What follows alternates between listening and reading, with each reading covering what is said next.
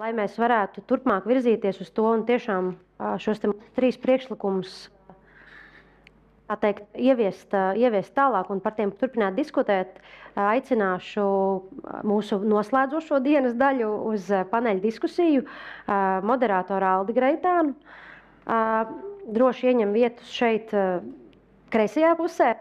Tāpat es aicināšu arī šeit secīgi ieņemt vietas Aiziceri.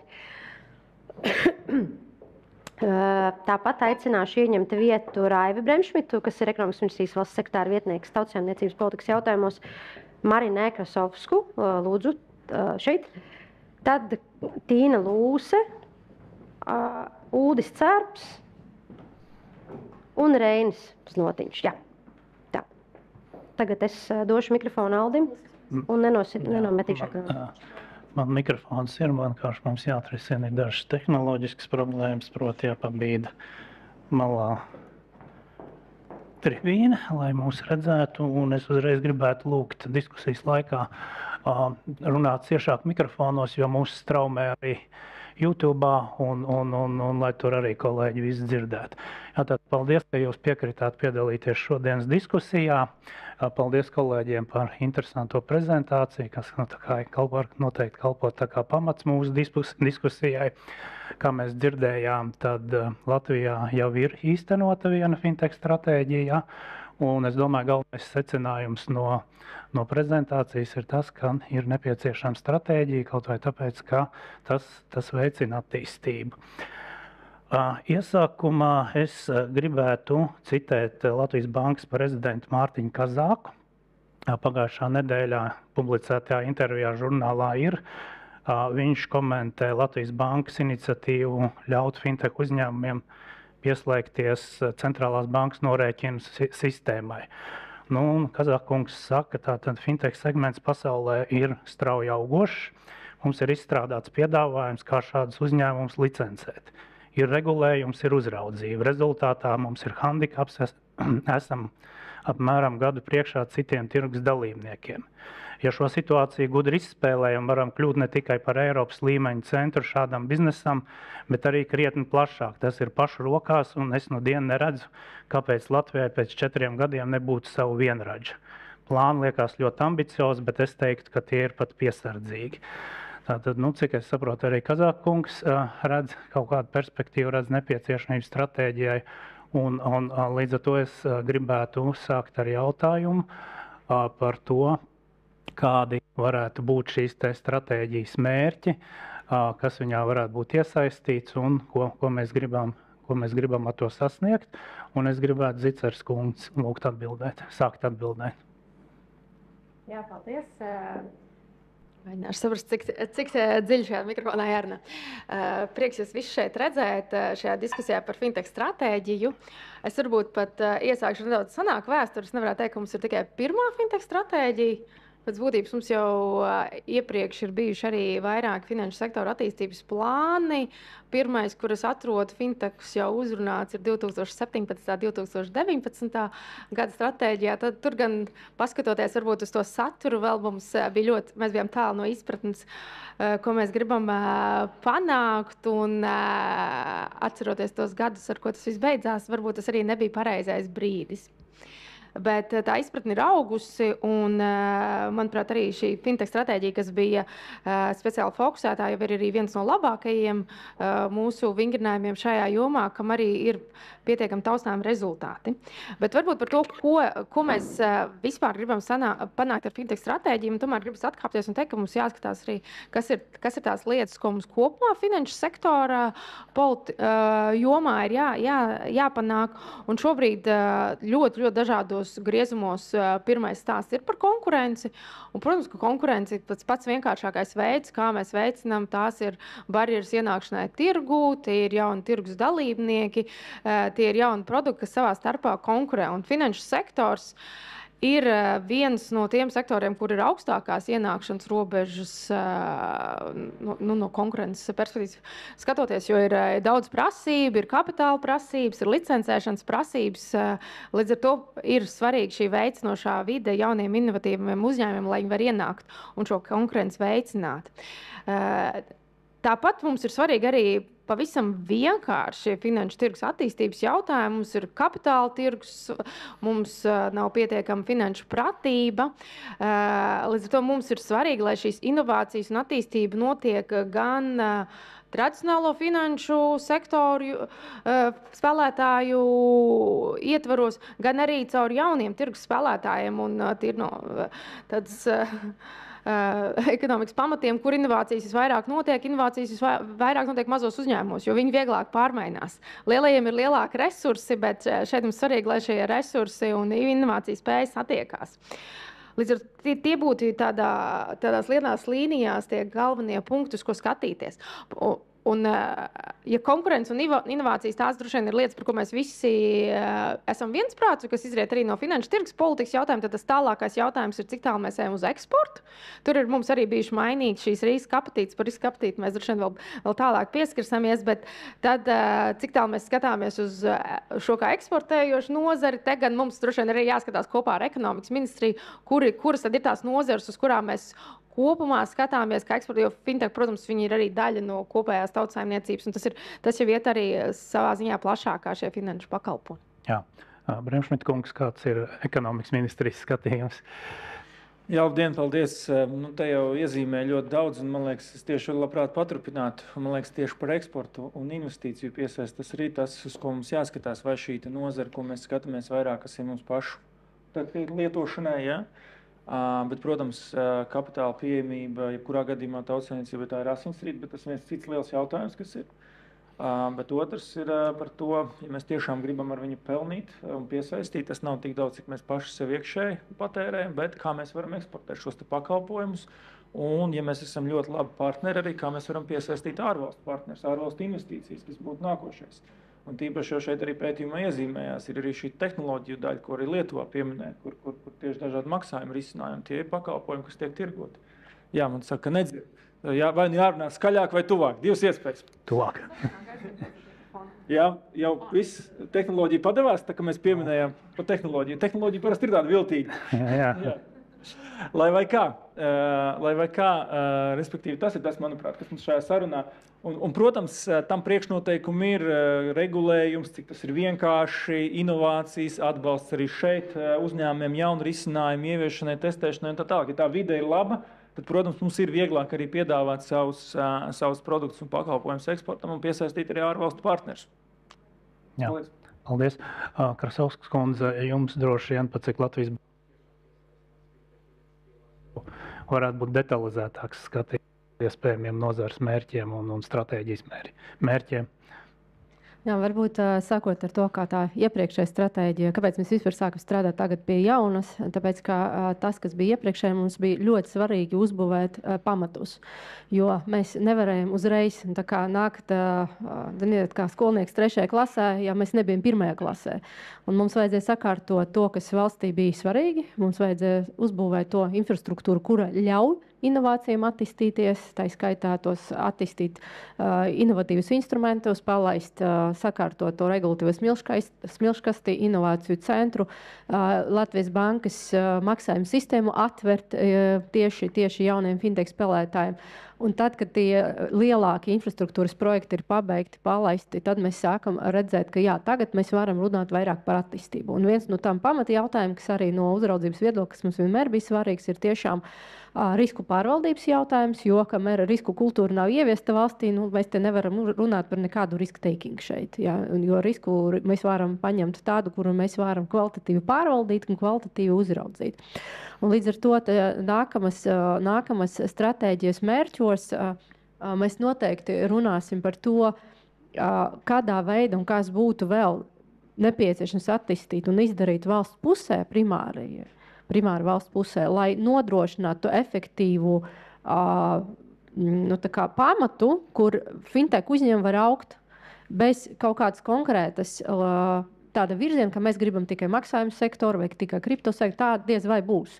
Jo parasti šos segmentus veido paši lielāki spēles dalībnieki un viņi nosaka to spēles noteikumu tirgu.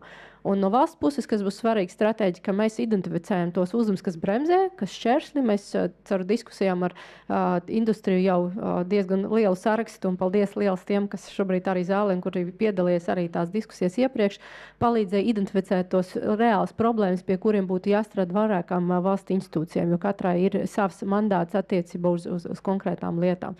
Līdz ar to tagad, kad mums sakārtojām tos iepriekšējos visus jautājumus, šobrīd mēs varam jau koncentrēt, kur mēs varam attīstīties. Un tas, protams, būs saistīts vairāk ar to tehnoloģisko virzienu, ar inovāciju virzienu, lai veicinātu konkurenci un lai tie pakalpojumi, kas fintech var piedāvāt, tie būtu pieejami patērētājiem un tie patērētāji būtu aizsargāti. Jā, paldies. Lūsas kundze, Krasovskis faktiski jau ieskicēja, ka tas vēlamais virziens, acīm redzot, ir vides lai finanses uzņēmumi varētu attīstīties. Varbūt tieši no industrijas viedokļa, kas ir tas, kas pietrūkst, un varbūt jūs varat jau ieskicēt valsts pārstāvjiem, valsts institūciju pārstāvjiem, kā potenciālos uzdevumus stratēģijas kontekstā. No sākuma jāpārbauda, vai mikrofons darbojas. Man ir jāsaka, ka man īstenībā ir jāsaka labi vārdi par to, kas ir noticis pēdējā laikā fintechā. Jo tas, ko es redzu kopš iepriekšējās stratēģijas izstrādes, ka pirmkārt pati ekosistēmas privātā daļa ir saorganizējusies vairāk, jo valstī, lai kaut ko izdarītu, ir vajadzīgs arī pretī partners, ar ko runāt. Un man liekas, ka, ja mēs paskatāmies dažus gadus atpakaļ, tad īsti nebija tāds partners, ar ko sarunāties. Tā ir noteikti labā lieta, kas ir notikuši šajā laikā. Tāpat mēs arī redzam, ka noteikti Latvijas Banka ir radījusi virkni ar tiešām ļoti atbalstošiem instrumentiem, kas demonstrē atvērtību fintecham. Latvijas Banka ir pārskatījusi licencēšanas procesus, kas atkal ir signāls, kas rāda, ka mēs esam gatavi strādāt. Es saprotu, ka mums bija mājas darbs ar spēju pārvaldīt riskus, kurus ceru, ka mēs drīz nokārtosim veiksmīgu eksāmenu un dabūsim labu atzīmi. Un tas varētu liecināt, ka mēs arī spējam tos riskus pārvaldīt.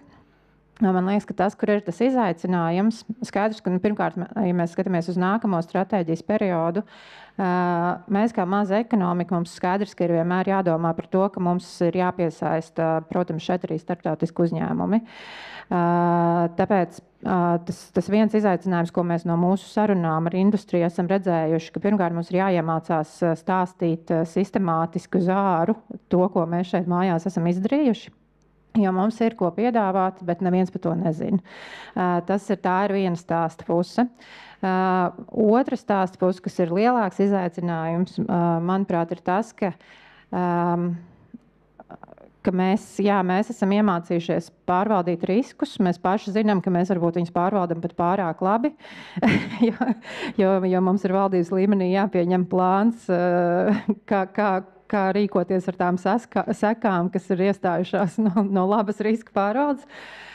Bet tas tiešām ir izaicinoši, jo no vienas puses, protams, finanšu tehnoloģijas un finanšu joma, tiklīdz tās kā ar investoru patērētāju intereses, tā ir nozara, kuru vajag labi prast pārvaldīt. No otras puses, mēs arī redzējām, ka mēs fintech jomā runājam par tādu startupīgu vidi. Un vairāk kā 90% startupi nogrimst vai neizdzīvo, vai kaut kas ar viņiem notiek.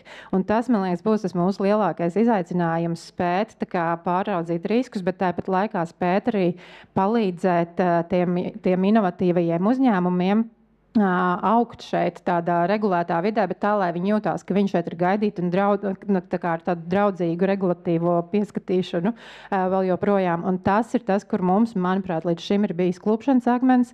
Es nesaukšu vārdā nevienu, ko es šeit redzu zālē, bet kur biznesa modeļa sākumā, par ko mēs šobrīd lepojamies, mēs sākumā viņus iesūdzējām. Ja? Un man liekas, ka tas ir tas, ko mums ir jāiemācās kļūt drosmīgākiem un vairāk tā kā business minded. Jā. Paldies, jūs jau faktiski ieskicējāt šo te riska jautājumu, pie tā mēs vēl atgriezīsimies vēlāk. Cērpkungs, jūs pārstāvat konservatīvo finanšu industrijas daļu, ja tādu, visvairāk nobriedušo. Kāds ir jūsu skatījums uz šo iespējamo fintech stratēģiju? Paldies par jautājumu. Es domāju, ka nobriedušais būtu labāk nekā konservatīvais apzīmējums, jo, ja mēs varam patīt atpakaļ bildi, šeit bija ļoti labs citāts pirms pāris minūtēm, kur bija rakstīts par to, ka finanšu tehnoloģijas nav tikai par jauniem startupiem, bet tas ir vispār par finanšu tehnoloģijas izmantošanu, tā skaitā arī esošos uzņēmumos, un es domāju, ka Latvijai, lai mēs panāktu labus iznākumus priekš patērētājiem, tas ir ārkārtīgi svarīgi, ka inovācijas notiek kā jaunos, tā arī esošos uzņēmumos, un ka šī vide ir tam veicinoša. Un līdz ar to es gribēju izmantot iespēju pavisam īsi, kas būtu tās, mēs tuvojamies Ziemassvētku laiks, tā kā līdz ar to mēs varam domāt par to, ko mēs vēlētos zem savas fintech stratēģijas eglītes, kādas lietas ierosināt. Un es varbūt nedaudz sākšu ar tām lietām, ko es saredzu. Pirmā lieta, ko mēs gribam no es domāju, stratēģijas iegūt, ir skaidru ziņu par administratīvo barjeru mazināšanu un regulāciju vienkāršošanu. Jo skaidrs, ka lielākā daļa no regulācijām, kas ir pieņemta pēc globālās finanšu krīzes, ir bijušas vajadzīgas. Tas ir veicinājis stabilitāti, tas ir veicinājis to, ka mums ir uzticība finanšu iestādēm, ka mums ir aktīvu pieaugums, bet tā pašā laikā regulāri jāizvērtē, cik šīs regulācijas ir mērķtiecīgas, un tīpaši tās, kas nenāk no Eiropas, bet kur mēs esam izdomājuši viņas paši. Un tādas mums ir vairāk piemēri. Mums ir tātad solidaritātes nodoklis, kā jūs zinat, kas ir mūsu pašu Latvijas izgudrojums. Mums ir finanšu stabilitātes nodeva. Mums ir obligāta prasība par banku tīklu visā valstī, tātad bricks and mortar veida klātbūtni. Un tas būtu regulāri šāda veida prasības jāpārskata, jo tas arī savā veidā veido barjeras jaunu dalībnieku ienākšanai tirgū. Skaidrs, ka dažas barjeras ir pilnīgi neizbēgamas. Teiksim, visa regulācija, kas saistās ar ziņošanu valsts ieņēmuma dienestam un ēnu ekonomikas apkarošanai, ir piemērs par ļoti labai un pozitīvai vietējai regulācijai, kas varbūt citur pasaulē tāda nav. Bet daudzas no maniem nosauktajām lietām būtu ļoti kritiski jāvērtē, jo tas arī ne tikai neveicina finanšu sektoru attīstību, bet arī rada barjeras jaunu uzņēmumu ienākšanai. Tā kā tas nedaudz apgrūtina, es teiktu, ekonomikas ministrijas lomu vai funkcijas veicināt finanšu sektoru attīstību. Otrs, kas mums būtu jādomā, ir par to, lai mēs nopietni domātu, ka mēs ne tikai atbalstām fintechus, bet ko mēs arī prasam no viņiem pretī. Un man arī ir mazs sarakstīns, ko es domāju, ko mēs varētu prasīt no šīm kompānijām, kuras mēs atbalstām. Mēs varam noteikti prasīt lielāku caurspīdību, mēs varam prasīt labu pārvaldību, mēs varam prasīt kaut vai, lai viņi publicē par savu valdi un padomu informāciju mājaslapā, lai tur būtu arī gada pārskats, vēlams vismaz par pēdējo gadu. Mēs arī labprāt redzētu to, ka mēs neredām nekādu arbitrāžu riska pārvaldībā.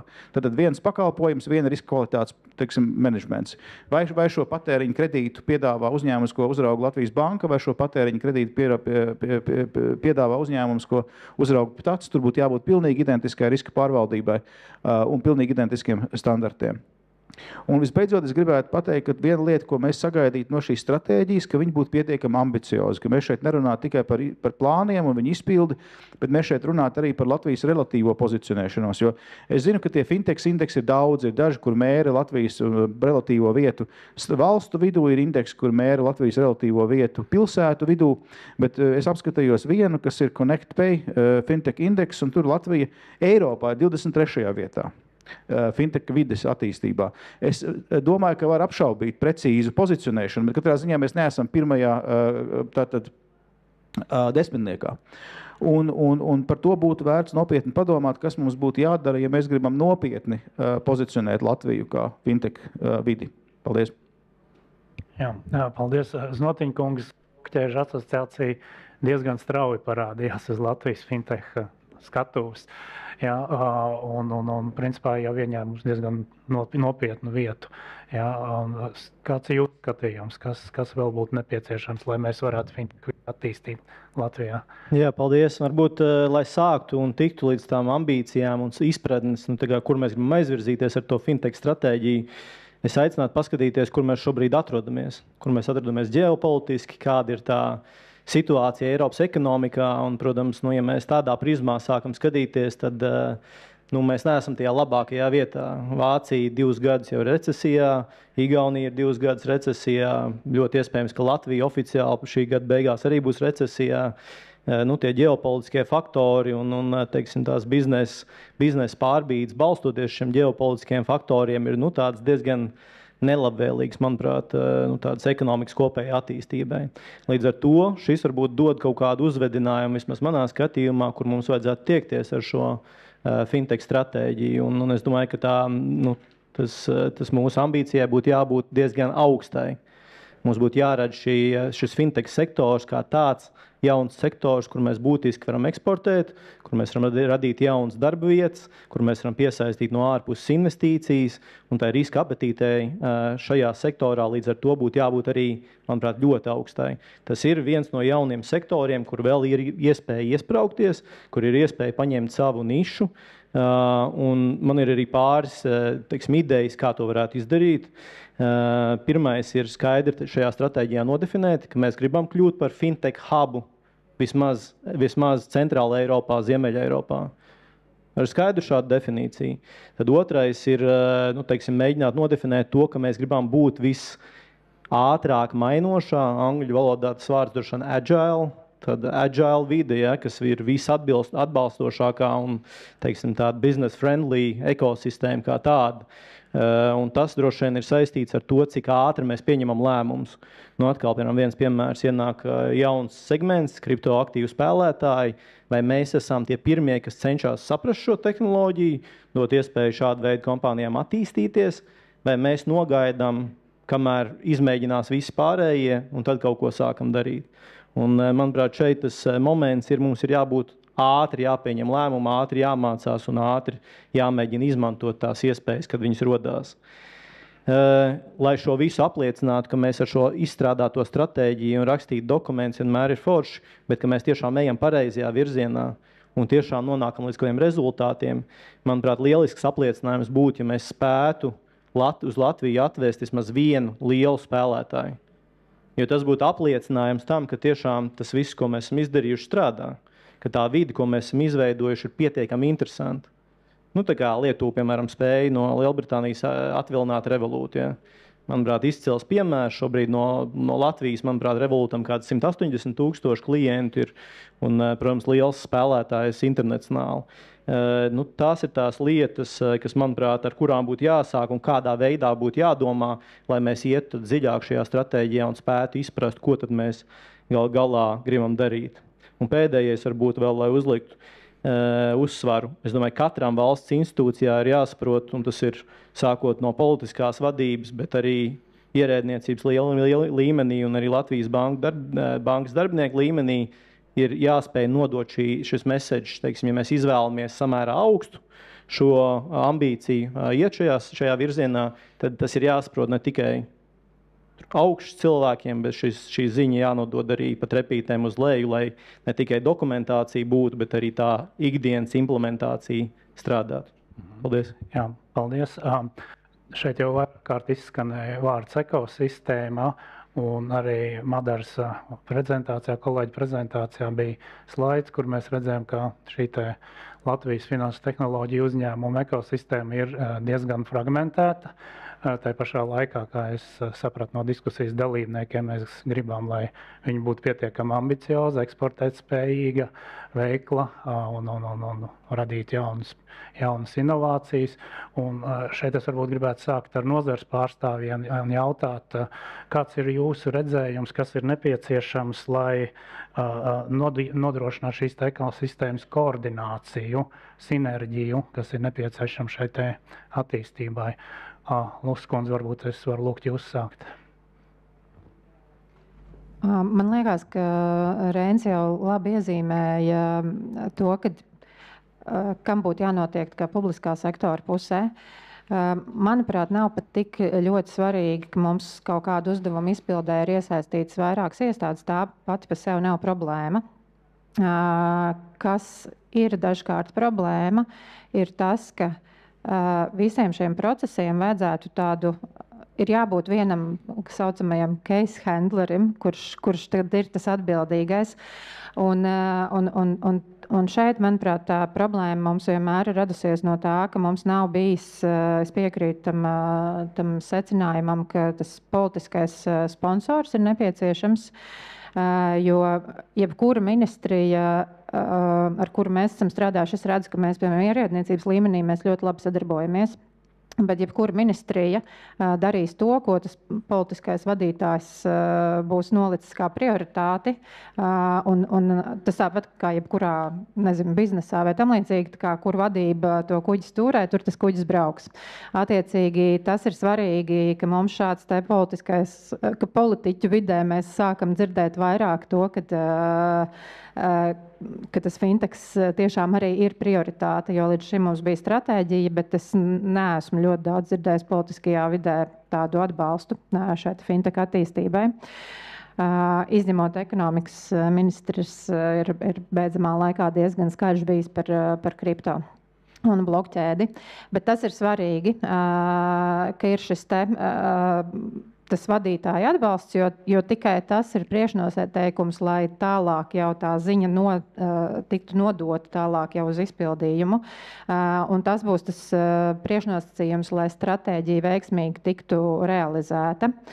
Bet kā tieši pārdalīt, es domāju, ka tas tiešām pat nav tik svarīgi, ir vienkārši jāidentificē, kur mums šobrīd ir tās kompetences un jāatrod tas labais sadarbības modelis. Piemēram, es skatos tieši fintechā, es redzu, ka Latvijas bankai ir ļoti laba kompetence, kas ir iegūta no uzraudzības, kas ir iegūta izstrādājot šos te instrumentus. Man liekas, izveidojot tādu labu sadarbību starp Latvijas banku un Finanšu ministriju, to sektoru ir iespējams arī veiksmīgi virzīt. Vēl viena lieta, kur tā koordinācija ir nepieciešama, tas, ko mēs redzam, ka, piemēram, attīstoties jauniem biznesa modeļiem, mums ir jāspēj ātri pielāgoties un uzlabot regulatīvā vide dažādos jautājumos. Piemēram, attīstoties pūļu finansēšanas platformām, mēs redzam, ka mums vajag ieguldījumu kontu regulējumu uzlabot, mums vajag komerclikumā iespējams grozījums izdarīt, mums vajag piekļūt sodu reģistram. Un tad šeit es gribētu būt situācijā, lai es varu pateikt, kad kur Finanšu ministrijai ar AI pateikt, kad mums vajag šo un šo, un tad Finanšu ministrija ir tā, kas nokoordinē ar citām ministrijām un realizē šos te priekšlikumus, ko nozara ir atnesusi. Šobrīd tas nedaudz iztrūkst. Es tikai gribēju vienu lietu papildināt tam, ko teica Tīne. Es domāju, ka ir ļoti svarīgi šis stāsts iet kopā lielākā stāstā par to, kā valsts saredz finanšu sektora pienesumu ekonomikai. Un te runa ne tikai par tādu inovatīvu finanšu sektoru, ne tikai par fintechiem un maziem uzņēmumiem, bet arī par lieliem uzņēmumiem un finanšu sektoru kopumā. Kā valsts skatās uz finanšu sektoru? Jo pašlaik ir nedaudz dīvaini, ka mēs gribam atbalstīt fintechus, bet kad šie finanšu sektora dalībnieki kļūst lieli, viņi tiek aplikti ar papildus nodokļiem, un tas jau ir sistemātiski. Tā kā man vienkārši būtu lūgums mēģināt ar svaigu skatu paskatīties uz finanšu sektoru kā tādu vienā konsistentā kopainā. Paldies. Jā. Man gribās pateikt vienu remarku par šo. Arī fintechā, kā mēs dzirdējām, ir tie jau nobriedušākie spēlētāji, kurus arī apliek ar nodokļiem pat pēc pilnīgi nesalīdzināmiem kritērijiem, bet tā laikam ir tā politiskā nodeva, ko mēs maksājam, ka mēs izaugam lielāki. Jā, Znotīnkungs. Jā, es gribu pateikt, ka man patīkam pārsteidz, ka es redzu līderību fintech jomā ministrijās, redzu līderību finanšu ministrijā, AIA, ja. Es redzu Latvijas bankā, Marinē, Santa, ja, un ir vēl cilvēki, kur tā līderība, teiksim, ir redzama. Un tas patīkam pārsteidz, jo pirms pāris gadiem tā nebija. Tā kā tas ir labā daļa, labais virziens. Vienlaicīgi man ir jāsaka, ka vai mēs esam definējuši, vai es vakar pārbaudīju ar citus, iegāju Finanšu ministrijas mājaslapā un pārbaudīju, vai Finanšu ministra kabinetā ir kāds cilvēks, kuram kāds padomnieks, kurš ir teiksim, dots uzdevums, kad ir atbildīgs par finanšu tehnoloģiju attīstību. Es neatradu, varbūt, ka nav minēts mājaslapā, bet neesmu arī dzirdējis. Ja? Man liekas, tomēr tā joma ir pietiekami svarīga un izaugusi pietiekami liela, ar pietiekami lielu potenciālu, lai būtu politiski atbildīgais cilvēks par šo. Un tad šis politiski atbildīgais cilvēks var bakstīt un virzīt visu to agendu. Tas ir viena lieta, kas ir vajadzīgs. Ja pats jošam ministram, teiksim, ir saprotams, tur ir miljons pienākumu kā finanšu ministram, tad vismaz padomniekam ir jābūt politiski atbildīgam. Tāpat Latvijas bankas kontekstā es redzu atsevišķus cilvēkus, kas virza un tiešām ir ieinteresēti šīs lietas attīstībai, bet atkal vakar pārbaudot, ieejot Latvijas bankas mājaslapā un labojiet mani, ja es kļūdos, bet es neredzu, ka kādam padomas loceklim būtu nodefinēts, ka šīs padomas loceklis ir atbildīgs par inovācijām un fintech, teiksim, jomas attīstību. Jā, Marinē ir departamenta vadītāja. Varbūt es kļūdos, bet mājaslapā nav rakstīts. Departaments ir, un tur ir rakstīts, par ko mūsu departaments. Departaments, jā, es runāju par padomu. Ja mēs tiešām uztveram nopietni šos jautājumus, ja mēs nopietni gribam iet šajā virzienā un nopietni attīstīties, tad katras iesaistītās iestādes augstākajā līmenī ir jābūt kādam cilvēkam, kurš par šo ir atbildīgs. Jā, respektīvi, ja es pareizi saprotu, tad nozara necels iebildumus par pārlieku birokratizācija parādīsies šādā veidā. Cilvēki jau ir. No 6 Latvijas bankas padomas locekļiem viens varētu būt atbildīgais par inovāciju. Es varbūt atveršu nelielu noslēpumu. Mūsu padomas locekle Santa Purgale, kas šobrīd piedalās, viņa arī ir atbildīga persona par fintech attīstību. Tā kā mēs varam izdarīt tās nelielas kļūdas mūsu mājaslapā, bet es gribētu pateikt, jā, ka Santa arī ir liels atbalsts mūsu speciālai mājaslapai, kura speciāli fintechiem bija veidota. Jā, un ir fintech Latvija, kur Latvijas bankai pieder lapa, kur principā visa informācija arī ir atradama par šo.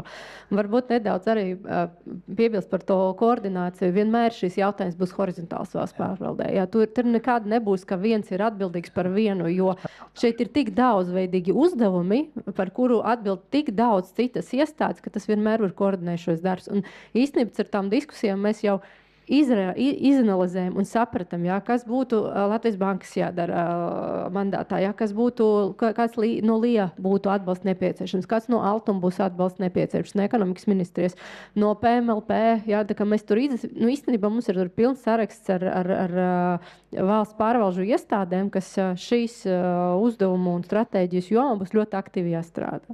Tā kā tas nebūs tā kā viens, bet es varu piekrist kaut kur par to politisko gribu, jā, bet man šķiet, ka tā nav vajadzētu būt atkal no viena cilvēka, jo tas mēs atduramies par vienu cilvēku risku. Šodien viņam interesi, rītdien viņš dara kaut ko citu. Bet tas jābūt kaut kur arī starp deputātiem. Jā. Piemēram, dažās citās valstīs es dzirdu, ka tie deputāti aktīvi piedalās kaut kādas sanāksmes un viņi nes to savu vārdu. Ja. Attiecīgi šeit jābūt līdzīgs viņam tas mājas darbs, ka katram vismaz reizi gadā kaut kur ir jāpastasta. Ja. Jo mums tas jābūt tāds sheer responsibility, tas nevar būt tikai viens virzītājs. Paldies. Jā. Tikai pavisam īsi cepurnost ekonomikas ministrijai. Ekonomikas ministrija ir uztaisījusi darba grupu, virza daudz jautājumus un tiešām ir izdarījuši lietas. Ekonomikas ministrs Viktors Valēns ļoti labi performē un viņa komanda. Bet, teiksim, no finanšu ministrijas, ierēdniecības līmenī AIA ir un citi pieslēdzās tiešām cepurnost, bet neviens politiskais, teiksim, pārstāvis uz šīm darba grupām par kaut kādām inovācijām nav bijis. Es neesmu redzējis, mēs tajās grupās, kur es esmu bijis. Jā. Zicers kundze, finanšu ministrija, tas ir tas uzvārds, kas ir izskatējis diskusijas laikā. Es gribēju pajautāt, kas ir tie uzdevumi, ko finanšu ministrija uzņemtos, bet arī kas ir tie uzdevumi, ko finanšu ministrija labprāt deleģētu un tālāk koordinētu visiem šeit klātesošiem, ja pareiksot klātesošos pārstāvētām organizācijām. Jā, es varbūt sākšu ar to pēdējo jautājumu par līderību un kuram kas jāuzņem. Es kā ierēdnis nevaru komentēt politiķu darbu, bet visi mēs šajā pusē, tajā pusē, mēs visi esam vēlētāji. Un tas ir jautājums, ko mēs prasam no saviem politiķiem. Bet kas ir tas, ko mēs kā finanšu ministrija varam darīt, lai varbūt politiķu dienas kārtībā vairāk ielikt šo fintech jautājumu, ja mums... Protams, ka valsts pārvaldē ir dalītas kompetences, un mēs esam maza valsts pārvalde. Mēs nevaram uztaisīt vienu tādu superatbildīgo, jo tas prasītu milzīgu resursu. Mums nav tāda resursa. Līdz ar to mūsu Ir? Jā, vēl tuvāk. Tātad mūsu priekšrocība tā ir, ka mēs viens otram esam tuvu, kā šis mikrofons. Mums visi Latvija ir viens zvana attālumā, un tā ir mūsu spēcīgā puse. Līdz ar to mēs nevaram uztaisīt vienu superinstitūciju, mēs varam vienkārši visi savā starpā runāt un to darīt pietiekami organizēt gan šajā darba līmenī, gan, principā, kas mums ir tālāk. Mums ir efektīvs instruments, tas Finanšu sektora attīstības padome, ko vada premjere, kur locekļi ir gan politiķi, gan industrijas pārstāvji, un tas ir tas, uz kurieni mēs arī redzam, ka mums fintech stratēģija tur ir jāprezentē, mums kopīgi ir jāveido šis stāsts, lai politiķi redzētu, lai viņi ieliktu savā dienas kārtībā un arī viņi tirgotu tālāk arī politiskajā arēnā. Un tieši tā, mēs esam Finanšu sektora attīstības padomu izmantojuši kā efektīvu instrumentu, lai atrisinātu greylistinga stāstu, sadevās valsts pārvalde no augšas sākot uz leju to atrisināja. Mēs esam arī virkni citus jautājumus tur skatāmies, un tur var saņemt gan šo feedback no industrijas, kas pietrūkst, gan mēs varam izstāstīt, kas mēs esam, kas šo grib panākt, jo stāstam ir jāaiziet no augšas uz leju, un tas ir tas mūsu priekšlikums, kā mēs to varam virzīt un iet. Un es piekrītu, ka man arī neredz sāp sirds, ka mēs vienā politikā izvirzam vienu mērķi, un tad atnāk cita politika un šitai ballītē izslēdz gaismu. Ja, bet, izmantosim tās platformas, kas ir, prasīsim no ierēģiem, no politiķiem, bet mūsu šeit sēdošo uzdevums šobrīd ir izveidot šo stāstu, ko mēs gribam pārdot un pēc tam viņu ieviest. Un arī par to kontrolas mehānismu. Jā, jebkuram plānam mēs varam prasīt šīs atskaites, skatīties, un arī mums jau ir tā prakse vairākos politikas plānošanas dokumentos, ka mēs tieši pasakām, jā, 2 reizes gadā ziņot Finanšu sektora attīstības padomē, ja vajag, to var problēma jautājums pacelt ātrāk, un tad tur arī stāstīt, hei, smuks papīrs, bet nestrādā, jo ir tā un problēma, vai to varam atrisināt. Un,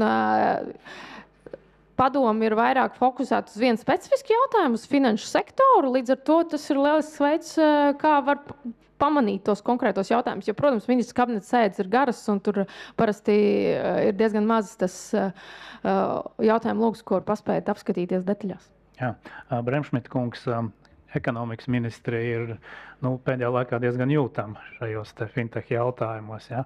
Kāds ir jūsu skatījums uz to atbildības sadalījumu, pienākumu sadalījumu ekosistēmas ietvaros?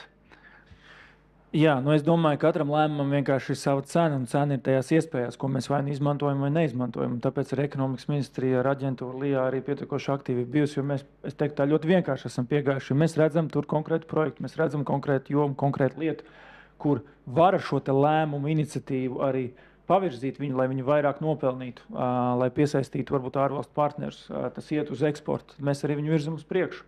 Un, manuprāt, šādi arī būtu jāpieiet. Katram lēmumam ir sava cena. Un par to sadarbību, es domāju, ka citreiz Finanšu ministrija mums motivē kaut kādas lietas vairāk darīt, citreiz mēs viņus atkal motivējam vairāk kaut kādas lietas darīt. Es no basketbola skolas nāku. Tas tomēr tāds komandas sporta veids. Es vairāk tam, es ne par to, ka viens tur driblē, nedalās ar piespēlēm, bet ir tie brīži, ka kādam ir jāuzņemās, varbūt citreiz tā iniciatīva un jāiedrošina tajā komandā arī viens otrs.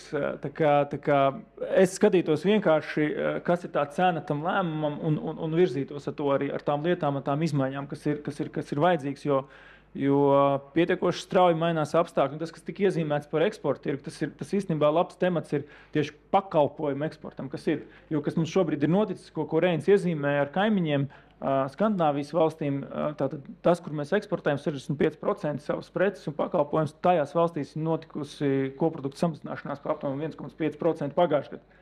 Un tas nozīmē, mūsu eksportam kopumā ir jāiet uz nākošo pakāpu uz tālākiem tirgiem, un tālākajos tirgos ir vieglāk eksportēt pakalpojumus. Tas ir relatīvi tuvāks vienkārši nekā fiziski vest konteinerus.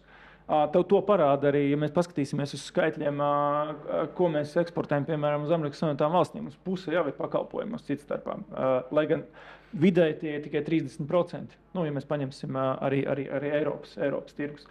Tāpēc tas ir tas, uz ko mums ir jāiet. Tāpēc es nepajokam un ne tāpēc, lai stilīgs būtu pieminēt eksportu, bet tas ir vienkārši tas, uz ko ir jāskatās. Un tāpēc katram lēmumam sava cena, paskatāmies uz tām iespējām, strādājam kopā, lai to izdarītu. Jā, paldies. Vārds riska apetīte šeit izskanējis jau vairākas reizes, gan prezentācijā, gan arī mūsu diskusijās, un pilnīgi skaidrs, ka tas ir diezgan svarīgs faktors. Finanšu nozares specifika ir, kas viņi nedaudz atšķir no citām nozarēm, ir tā, ka citās nozarēs uzņēmēji uzņemās risku, kamēr finanšu nozares uzdevums ir pārvaldīt risku. Un šeit iezīmējas nedaudz pretruna, kas ir attiecināma arī uz fintech uzņēmumiem, proti fintech uzņēmumi pārsvarā tomēr ir jauni uzņēmumi, un viņiem ir pavisam cita izpratne.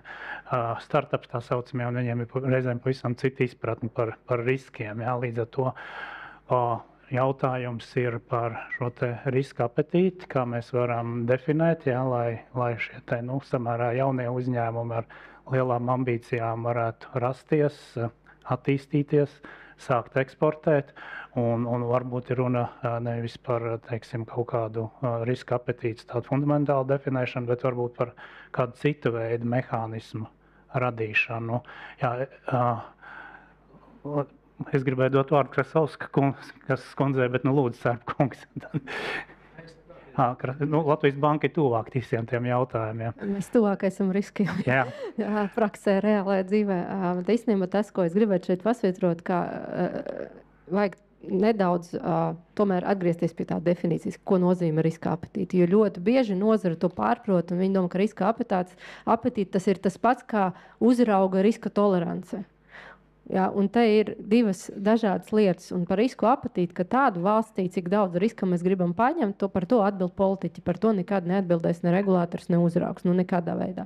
Un šeit ir ļoti būtiski pasvītrot, ka kā valsts līmenī, kādu risku mēs gribam uzņemties, kā mēs to risku varam pārvaldīt, vai mums ir visi instrumenti, kvalitatīvi cilvēki, darba spēki, metodoloģijas un vispārējais, lai to risku pieņemtu un kā mēs viņu varam atfiltrēt. Jo kā citās valstīs notiek un kā Latvijā notiek tā prakse bijusi, mēs varam jau paskatīties uz tiem lessons learned un paskatīties, kas notika, kad risku nepārvalda.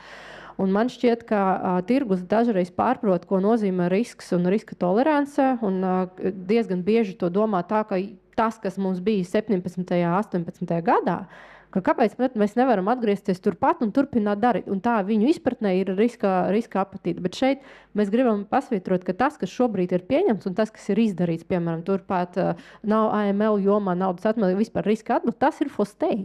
Patīk vai nepatīk, nekur tas nemainīsies. Tas ir viss fostei. Nekādā veidā neviens regulējums AML jomā risku atbalstu nebūs mainīts uz to vajāku pusi, tāpēc, ka finanšu sistēma jābūt stabilā un mums ir jānodrošina stabilitāte. Bet kas mums būtu jādara un par ko jāpadomā, kādā veidā tam finanšu tehnoloģiem uzņemt, stiprināt viņu iekšējo pārvaldību, stiprināt viņu korporatīvu pārvaldību, risku pārvaldību un palīdzēt viņiem sakārtot šo riska vidi, lai viņi varētu to pārvaldīt. Tāpēc, ka es varu piekrist tam, kā nobriedošam uzņēmumiem, tā skaita bankām, varbūt ir lielāka arī pieredze tajā risku pārvaldībā, ir tas brieduma līmenis būtiski atšķirās no fintechiem. Bet te, ja mēs uzņemam kādu lielāku spēlētāju, kas Latvijā ienāks, tad mums jāsaprot, ka mēs ar savu valsts budžetu arī par šo atbildēsim. Ja, piemēram, kaut kas šobrīd notieks ar Revolut banku Lietuvu, par to maksās Lietuvas nodokļu maksātāji. Jautājums Latvijas nodokļu maksātājiem, vai jūs esat gatavi no savas kabatas par šādu risku samaksāt? Un tāpēc mums vienmēr ir jāvērtē abas puses. Jā, mēs ejam uz inovācijām, jā, mēs redzam arī, kā kriptosektors attīstās, un mēs esam gatavi tos izvērtēt un pieņemt mūsu ekosistēmu. Bet mēs arī sagaidām, ka riski ir pārvaldīti kvalitatīvi. Gan operatīvajā līmenī, gan arī valsts pārvaldes līmenī. Sērpa kungs. Jā, paldies.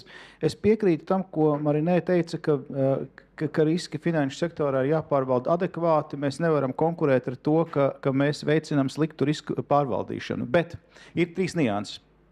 Pirmā nianse ir tāda, ka ja finanšu iestādes viņām neizdodas viņu biznesa, tad droši vien, ka mums ir jābūt iespējai piesaistīt arī finanšu iestādes, par kuru par kuru veiksmīgu attīstību mēs varbūt nezinām, bet mums ir visi kontrolas mehānismi salikt apkārt, lai viņi varētu, kā lai saka, izbeigt savu darbību droši. Un te ir runa par tieši viņu tā sauktajiem recovery plans vai arī tātad wind-up plāniem, pie kuri viņi var izbeigt savu darbību, nekaitējot apkārtējiem, nekaitējot nodokļu maksātājiem. Tā ir viena ļoti būtiska punkta. Un līdz ar to mēs varam paņemt varbūt lielāku risku ar inovatīviem biznesa modeļiem, ja mēs zinām, ka viņiem vienmēr paliks naudiņas, lai viņus normāli bankrota procedūru ietveros novestu, teiksim, pie laimīga iznākuma. Tas ir viens. Otrs, ko es gribēju tomēr uzsvērt, ir to, ka mums ir iespēja, kur mēs varam paņemt lielāku risku. Mēs varam paņemt lielāku risku uz inovatīviem biznesa modeļiem, atkal pie nosacījuma, ka mums ir robusti plāni attiecībā uz uzņēmumu likvidēšanu, un mēs zinām, kā tas notiks, un ka uzņēmumu pašam par savu naudu būs iespējas tikt likvidētam. Ja šādi plāni ir, iespējams arī, ka mēs varam paprasīt no akcionāriem mazāk naudas. Mēs zinām, ka viņi iet uz akciju tirgu katrus 2 gadus, lai savāktu finansēju savas darbības attīstībai. Ja viņiem neizdodas šī jaunā emisija, tad, protams, ka uzņēmums kolapsē. Mums ir jāpanāk, lai viņš varētu kolapsēt normālā veidā, kas nerada zaudējumus kreditoriem un klientiem. Tātad, teiksim, ko es gribu teikt, ka mums ir iespēja, teiksim, potenciāli mēģināt uzņemties lielāku risku, bet domāt par kompensējošiem mehānismiem, lai neciestu tātad principā klienti. Tas, ka cieši šo uzņēmumu akcionāri, es domāju, tā nav mūsu atbildība, bet tas, lai neciestu klienti, tas ļoti svarīgi. Un vēl viena ļoti svarīga lieta, ko Marina pieminēja, lai neciestu nodokļu maksātāji. Jo mums, principā, ir bankās resolution framework, tagad Eiropas komisija, kā jūs zinat, arī šo te banku regulējumu attiecinās, plānu attiecināt uz mazākām iestādēm, tā kā, lai ir iespējas arī šādas mazākas iestādes likvidēt bez sāpēm valsts finansēm. Tas ir ļoti svarīgs process. Es domāju, tas ir ļoti svarīgs process, ka šajā riska apetītes izstrādē mums ir jāņem vērā 2 nosacījumi, lai neciestu klienti un lai neciestu valsts budžets. Un, protams, arī lai neciestu valsts reputācija. Jā, man ļoti patīk tas, ko Uldis teica. Patiesībā mums ir jārada mehānismi, lai kompānijas un uzņēmumi varētu arī failot. Tas ir normāla cikla sastāvdaļa, vai ne? Ja mēs varam izdarīt to drošā veidā un paprasīt, teiksim, lielāku kapitālu, pašu kapitālu, vēl kaut ko, lai viņi var normāli likvidēties, ja tāda nepieciešamība ir, tad tā ir daļa no tādas saprotams ekosistēmas veidošanas. Skaidrs, ka viņi visi neizdosies. Kāds jau minēja, Tīna vai Marinē, ka skaidrs, ka no startupiem ir īpaši tur no 10, 9 aiziet bojā. Ja? Jautājums, kā viņi aiziet bojā, vai viņi paņem līdzi tur ļoti daudz klientu naudiņas, vai viņi kaut kā veiksmīgi likvidējās. Tā kā tam es noteikti varu piekrist. Par uzraudzības kapacitāti. Šeit gan, es domāju, mēs visi varētu būt uz vienas lapas. Uzraudzības kapacitāte ir uzbūvēta tādā līmenī Latvijā, tādā līmenī, kas pārsniedz 10 reizes, man liekas, to, ko mēs varam apsaimniekot. Mums ir 570, ja nemaldos, darbinieki Latvijas bankā. Tam vajadzētu būt vairāk nekā Zviedrijas centrālajā bankā ar 5 reizes lielāku ekonomiku un pašiem savu monetāro politiku. Mums ir finanšu izlūkošanas dienestam, manuprāt, 50 miljonus mēs toreiz iedevām viņu budžetam. Viņi ir ļoti spējīgi un apliecinājuši to savā sarunās, un dažādās diskusijās. Tā kā, mēs esam uzbūvējuši to kapacitāti. Tā kā mums ir visi priekšnoteikumi, lai laistu plašāku to iespēju inovācijām, iespēju jaunām kompānijām attīstīties, riskēt un menedžēt tos riskus. Mums ir spējas menedžēt tos riskus, ja gadījumā kaut kāds ziepes sanāk.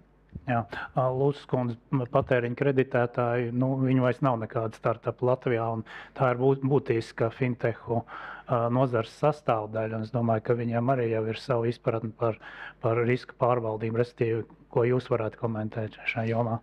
Jā, es vairāk gribēju, man tiešām pat nav ko teikt par patērētāju kreditētājiem, jo man liekas, liela daļa no viņiem publiskajos tirgos piesaista finansējumu, kas nozīmē, ka tur nevar aiziet pirmās dienas kompānijā un tiešām veiksmīgi piesaistīt finansējumu. Tas liecina par briedumu pakāpi. Bet papildus tam minētajam, ko jau kolēģi šeit teica, man liekas, tādas 2 lietas, ko gribās atzīmēt. Viens ir tas, ko es jau minēju, mindsets. Man liekas, arī tajā regulātoru uzraugu pusē. Es atvainojos Lietuvas kolēģiem, kas šeit klāt ir. Bet ko mēs darīsim, ka mums notiks Kevins? Jo pusgadu atpakaļ man politiķi teica, nu, ko jūs ar to patērētāju kreditēšanu tur darbojaties? Kāpēc jūs nevarat uztaisīt? Pasakiet tiem saviem biedriem, lai viņi uztais vienu normālu maksājumu iestādi. Un es domāju, ka šobrīd viņi vairs neteiktu man, ka pēc Lietuvas Kevina stāsta. Ja, tas ir tas, kas mums ir jāiemācās, ka mēs neizturamies histēriski pret šādiem gadījumiem un ka mēs nemetamies no viena grāvja otrā, tiklīdz kaut kur noiet greizi. Ir jābūt tam contingency plānu, un tai valstī ir jābūt tam, kaut kādā ziņā ir jābūt kā vecākam, kurš spēj ar tādu draudzīgu roku tiem jaunuzņēmumiem augt. Otra lieta par uzraudzību un par to risku pārvaldību, to mēs tiešām mākam, man liekas, ka super labi. Un tur tā remarka ir tāda, ka tas, ko mums būtu jāskatās, ir, ja tas uzņēmums nav ar milzīgi lielu, ja viņa izmēri nav vēl tādi, ka viņi ļoti spēcīgi var ietekmēt, piemēram, bankrotējot kopējo to sistēmu, tad attiecīgi tai pāraudzības tam slogam arī būtu jābūt attiecīgi pielāgotam. Un tas, ko mēs regulāri dzirdam, mums ir investīcija platformas, kuras piesaista ārvalstu investoru naudu, tā skaitā uz projektiem, kas nāk uz šejieni. Un tas, ko mēs dzirdam regulāri, ir, ka, piemēram, Vācijas investori sūdzās par to, cik daudz viņiem tiek prasīt dokumentu Latvijas investīciju platformās. Vai mēs gribam teikt, ka Vācija ir tā tiešām valsts, kur neprot pārvaldīt riskus. Un tas ir tas, kur mums ir drusku jāpaskatās un jāpamācās laikam. Jā, Zicers kundze. Vai izstrādājot stratēģiju, mums nevajag paredzēt kaut kāds nopietnas izglītojošs pasākums politiķiem par risku pārvaldību un riska apetīti? Tas būtu ļoti drosmīgi šādā veidā noformulēt. To var uzticēt industrijas pārstāvjiem. Es domāju, viņi saņēma šo vēstījumu. Par to riska apetīti, jā, es pievienojos arī neuzsvērtējām, ka riska apetīte tas ir lielā mērā tas veids, kādai būtu jābūt pareizai riska apetītei, tādai, ka mēs spējam šo risku pārvaldīt. Bet varbūt viena lieta, kas daļai izskanēja, bet varbūt netik skaidri formulēt, ja mēs skatāmies šo uzraudzību, uz risku pārvaldību, tad tas īpaši AML jomā tas pamatpostulāts ir riskos balstīta pieeja.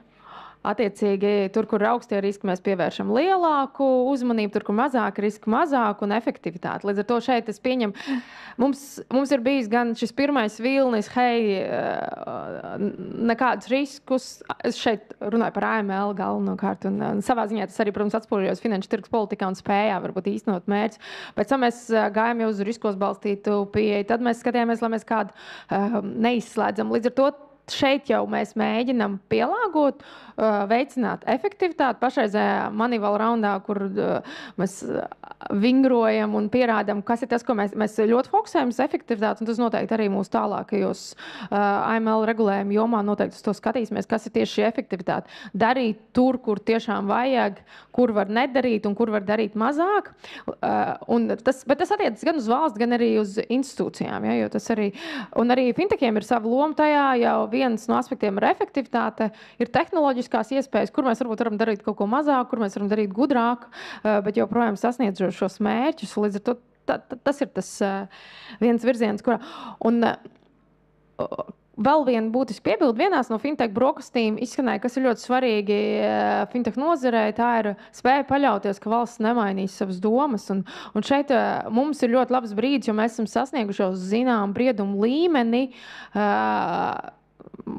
Visticamāk, ka mums nebūs histēriskas reakcijas no ārējo lēmumu spiediena rezultātā, tāpēc, ka mēs kaut ko neesam pamanījuši, jo mēs jau šobrīd diezgan labi pārzinām savus riskus, savus nozares, mēs zinām, ko mēs varam izdarīt, un tas dod iespēju nedaudz to līdzenāku ceļu uz priekšu finanšu sektoram, jo īpaši fintech uzņēmējiem veidot, un līdz ar to ar šo nākamo fintech stratēģiju, jā, mēs viņu varēsim veidot uz jau tādiem līdzenākiem pamatiem. Jā, paldies. Atgriežoties pie stratēģijas, tas ir nenovēršami. Tātad mums būs jaunā fintech stratēģija, jā, un es ceru, ka viņi būs arī tieši par ekosistēmas veidošanu. Un šajā kontekstā man ir jautājums. Tātad par stratēģijas īstenošanu, kādiem vajadzētu būt tiem koordinējošiem mehānismiem, cik bieži vajadzētu pārskatīt iespējams šo te stratēģijas mērķus. Jos Notiņkungs, piemēram, pieminēja šo te agile stratēģiju, jā, kas nozīmē, ka mēs pielāgojamies kādām mainīgai situācijai, kāds ir tas skatījums, jā, kāda varētu būt, cik bieži un kādi tie koordinējošie mehānismi ekosistēmas attīstīšanai. Es varbūt Zicers kundze gribētu lūgt sākt. Jā, man liekas, ka mums gandrīz jebkurš plānošanas dokuments ir bijis pietiekami bieži grozīts un pielāgots, bet vismaz šobrīd man liekas, ka būtu adekvāti kaut vai šo pašu reizi pusgadī savilkt, kas ir izdarīts, kas varbūt nestrādā, pēc nepieciešams organizēt debatu finanšu sektora attīstības padomas sēdē un tad saprast, kas vēl ir varbūt maināms un darāms labāk. Bet tas ir nākamais solis pēc tam, kad šī stratēģija ir definēta, jo pirmais debašu loks viennozīmīgi ir par to, ko tieši mums vajag darīt. Jā, es varbūt gribētu papildināt, vai šo te mehānismu nevajag jau stratēģijas dokumentā iestrādāt. Tā nav problēma. Mums arī ir... Visticamāk, viņi tiks apstiprināti ministrs kabinetā. Ministra kabineta rīkojumā var iekļaut šādu punktu. Mums ir dokumenti, kur mēs arī šādi esam iekļāvuši, kurus ziņot, cik bieži iesniegt grozījumus. Tas ir ļoti vienkārši izdarāms. Lieliski, jā. Varbūt nedaudz papildinot. Mēs bijām tik ģēliski, ka mēs bez rīkojuma sākam strādāt pie tās stratēģijas, ja tur ir tas sāls. Ja. Jo pēdējā FSAP sēdē Latvijas bankas prezidents Mārtiņš Kazaks uzlēma to koordinātoru lomu, un, lai pavisam būtu skaidrs, ja, ka tas mandāts uz fintech stratēģiju pieder finanšu ministrim, finanšu ministri ir īpaši koordinē to visu procesu. Un kur mēs ka FSAP sēde tās arī būs tas galvenais tīrings, kur mēs ejam un kur ir arī darba grupa, kur šobrīd definēta. Tā ir ekonomika, finanšu ministrija, Latvijas banka un fintech sektoru pārstāvja, tā ir fintech asociācija. Un visi pārējie tiek iesaistīti arī tad, kad ir skatīti konkrēti jautājumi. Un pēdējā laikā man šķiet, ka mēs caur lielām tām diskusijām arī panācam, ka lielāka daļa ir iesaistīta. Bet tas nav viss. Tagad mēs iesim detalizētas fokus grupām. Un tas atskaitīšanas pirmais punkts, ko mēs vienojamies, ja, un par ko arī premjeras birojas ir informēts, ka līdz Q1, tā kā līdz 1. ceturkšņa beigām, mums būs kaut kāds sagatavots drafts. Ja, un tas būs atskaites punkts. Tāpēc tajā pirmajā draftā arī jau redzamas pirmās prioritātes, pirmie virzieni, kaut kādi pirmi secinājumi. Un tāds mega liels dokuments, kā nezinu, kaut kāda politika vai likums, bet tas ir vairāk būs tāds GLB uzdevumu saraksts ar noteiktiem KPI-iem, un kuru mēs varam pārskatīt diezgan operatīvi. Tas atskaitīšanas periods reiz ceturksni, reiz pusgadā absolūti normāls, jo lielāks dokuments, jo tādu skatu. Ļausim Bremšmita kungam varbūt izteikties. Ko es nepārsteigšu par uzraudzības mehānismiem, jūs par to man jautājat. Es jau domāju, te kolēģi ir iezīmē pusgads ceturksnis, bet tas viss ir tehnika. Manuprāt, ja vajag aktualizējumu, vienkārši jāķerās pie lietas un jāstrādā. Jā, Lūks kundze. Man liekas, ka te stratēģijai veikt, ka tādas divas atšķirīgas plaknes saprast, no kā tā stratēģija sastāv. Viens ir tāda lielā stratēģija, man liekas, kur nav nepieciešams pārskatīt un atskaitīties, ja mēs esam gatavi nodefinēt, ka mēs esam vieta, kas ir atvērta fintech uzņēmumiem, tad to droši vien, kad reiz ceturksnī sanākt kopā un atkārtot, ka tā tas joprojām ir, varbūt mums nevajadzētu. Un otra tā, man liekas, tā būtiskā sastāvdaļa, kas nodrošina to, ja piepilda to stratēģiju ar saturu, būs kaut kādi tie uzdevumi, kas tur būs salikt šobrīd, un tad būtu jābūt vienkārši mehānismam, kas iespējo to, ka tas, ko mēs nodefinēsim šodien, iespējams pēc ceturkšņa jābūs stipri pamainījies, un tad vienkārši ir jābūt atbildīgai iestādē, pie kuras ekosistēma var nākt un teikt, ka tagad mums zem šīs fintech stratēģijas jumta ir aktuāli šie jautājumi. Un priekš tā mums nav vajadzīgs vērt vaļā stratēģiju un kaut ko sākt pārdefinēt un taisīt darba grupas, bet vienkārši turpināt strādāt. Un man liekas, ja no tādas agile pieejas, tad es piekrītu Marinē, ka mums bija, man liekas, ļoti laba tā sadarbība uzsākot darbu pie šīs jaunās KPI fāzes, kad mēs ar ekosistēmu fintech brokastu formātā runājām par to, kas ir svarīgi ekosistēmai, un tad droši vien būtu forši tādu formātu kaut kādā veidā saglabāt, tāpēc, ka uzņēmumi nenāk uz darba grupām. Viņi nāk uz citiem formātiem, un mēs gribam dzirdēt to, ko runā uzņēmumi, un to, kas uzņēmumiem ir svarīgi. Jā, Cērpkungs.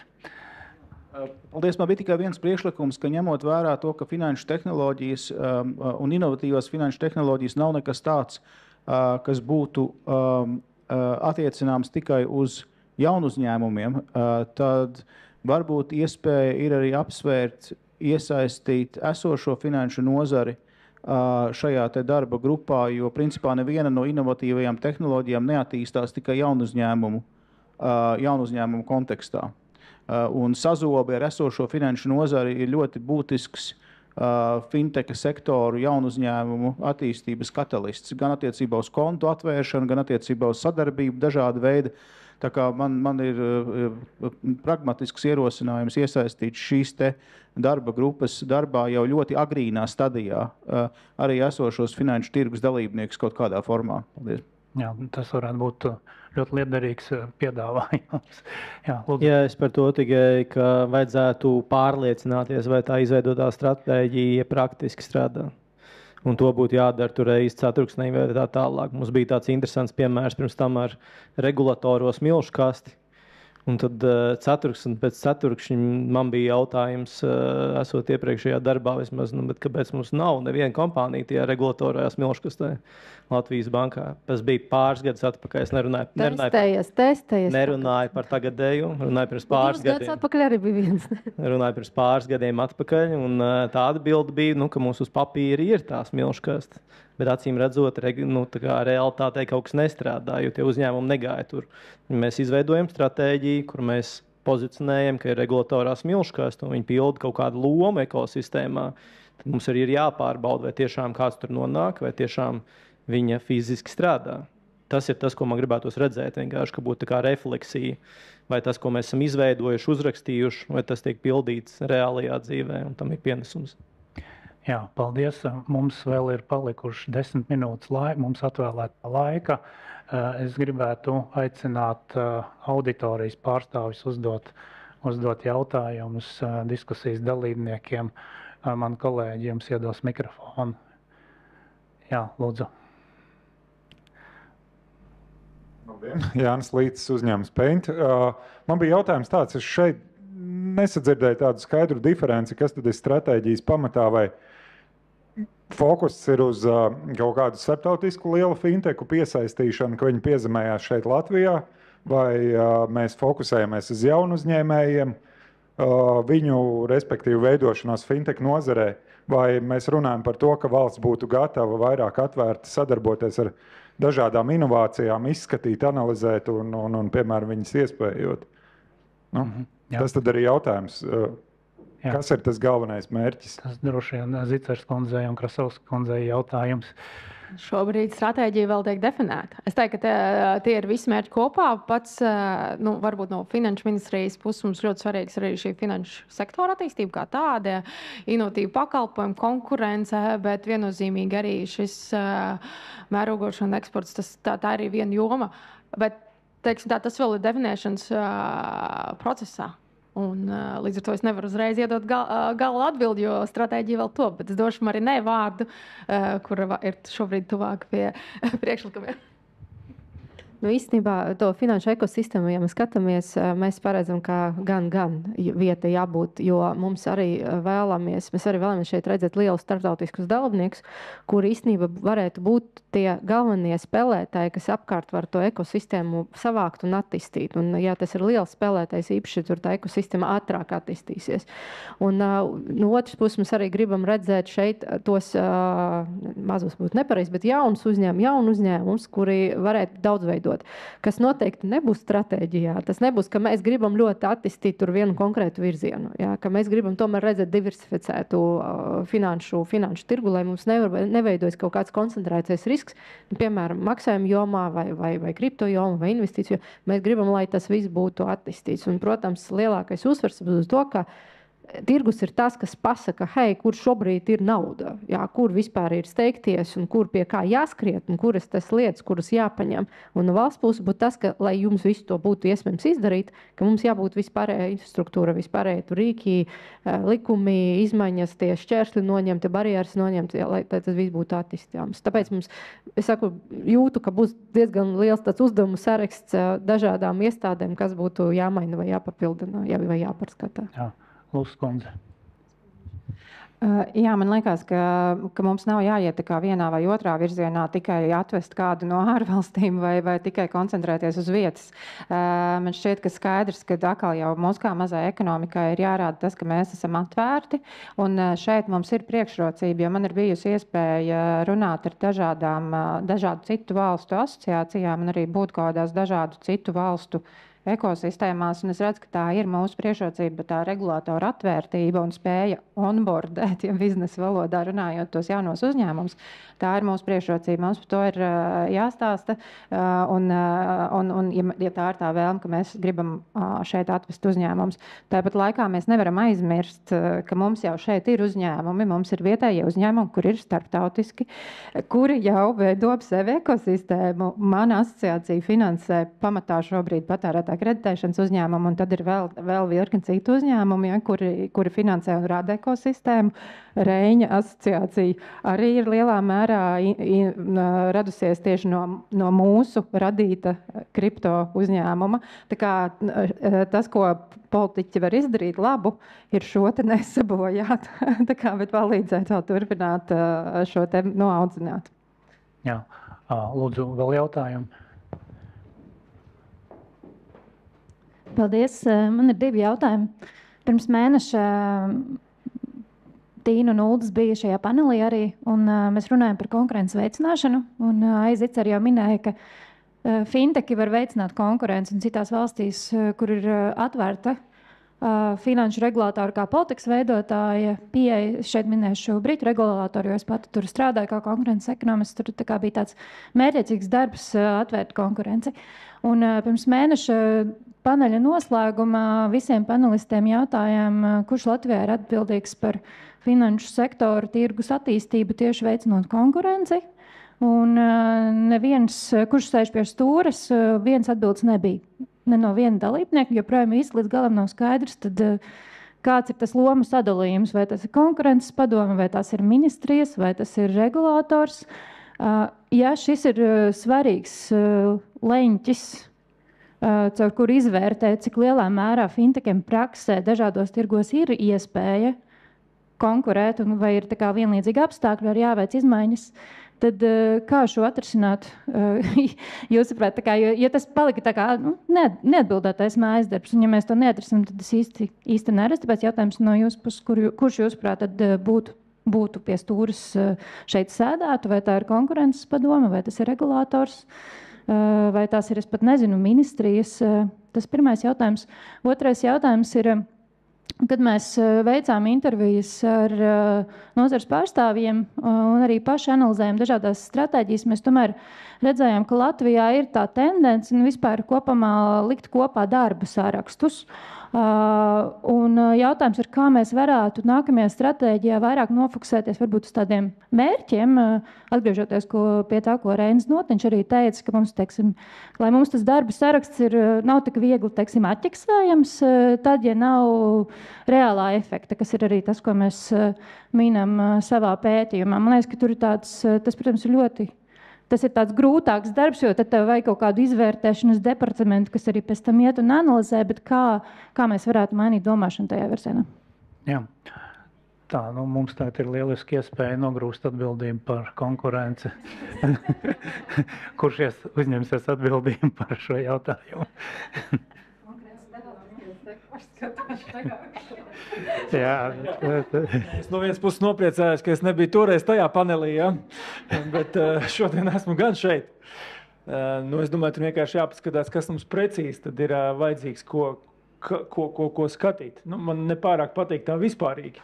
Tas ir attiecībā pēc tam par to darbu plānu. Ja? Ne jau mēs te vispārīgi tur ierakstīsim uzlabot vai stiprināt fintech vai vairāk nopelnīt fintech. Ja?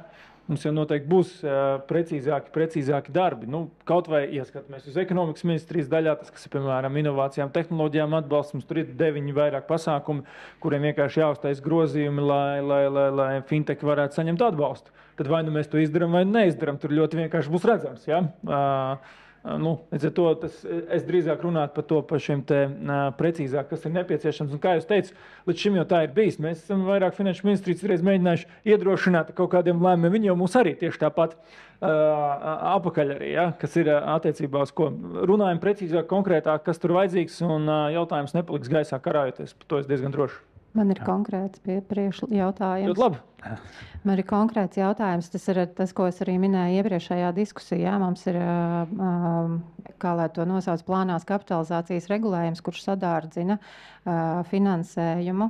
Tad, ja uzņēmums finansējumu piesaista no jebkura alternatīvā finanšu tirgus spēlētāja, es par to runāju jau 2 gadus dažādās iestādēs. Neviena nav pieteikusies šo paņemt. Es saprotu, ka uz ekonomikas ministriju nevar iet, tāpēc, ka tas ir izteikti finanšu ministrijas jautājums. Jūs man aizsūtīsiet atpakaļ. Un finanšu ministrija zina par to. Un tas ir tas, ko es teicu, trūkstā politiskā sponsorship. Es izklausās, ka panelī viss ir atbalstoši. Man saka, ka tur būs ļoti labi viss. Jau 2 gadus atbalstoši. Tā ir nodokļu politika, kas ir ārpus mana portfeļa. Atradīsim īsto. Nākošais uz paneli paaicināsim. Vajag sagatavot tikai jautājumu. Un tas ir arī kapitāla tirgus. Arī First North tur pakrīt apakšā. Nē, nav tā, ka mēs futbolējam. Mums citreiz pat ir bijis otrādāk. Kolēģi saka, ka jūs tur klausies ne tajā laukā esat bijuši arī. Mums tā, citreiz arī cits starpā noticis. Ja? Tā kā nav. Es domāju, noteikti tur tad iesaistīs kolēģis un noteikti par to arī tālāk risinās. Jā. Es jau šobrīd kā moderators vairāk. Jā, mums ir laiks vienam pavisam īstam konkrētam noslēdzošam jautājumam, ja tāda ir. Nav. Paldies. Tātad mēs esam ļoti labi padiskutējuši. Rezumējot, es gribētu teikt, ka man ir prieks, ka es domāju, ka mēs vienojušies, ka runa ir par ekosistēmas attīstību, un gan mērķi, gan darbi ir jāplāno šajā te virzienā. Un mans iekšējais docents saka, ka ja mēs veiksmīgi izveidosim ekosistēmu, tad konkurence būs. Paldies! Paldies dalībniekiem! Paldies auditorijai! Un mums tagad ir saviesīgā daļa. Paldies!